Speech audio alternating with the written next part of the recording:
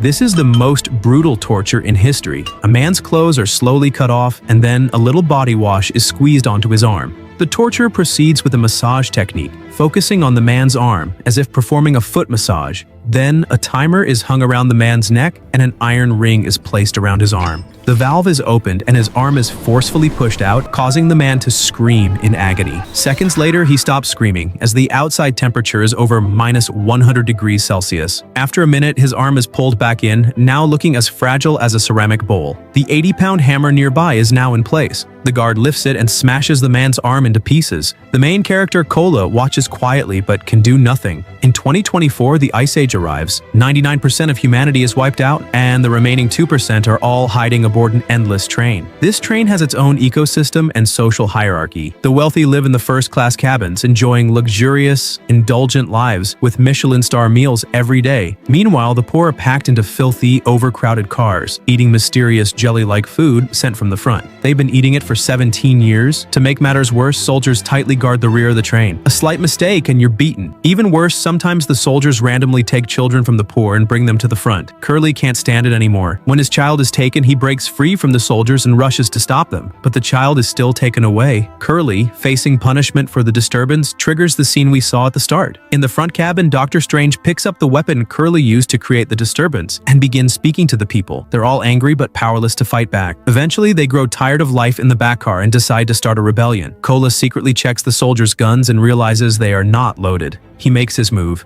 As he reaches the soldiers, he quickly turns,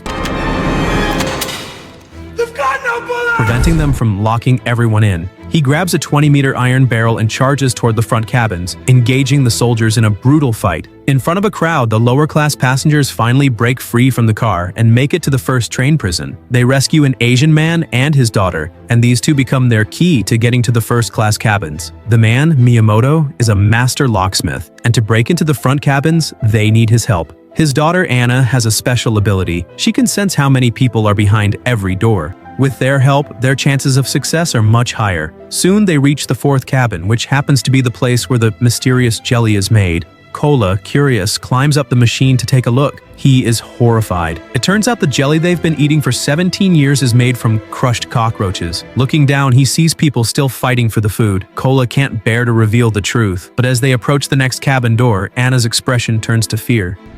What?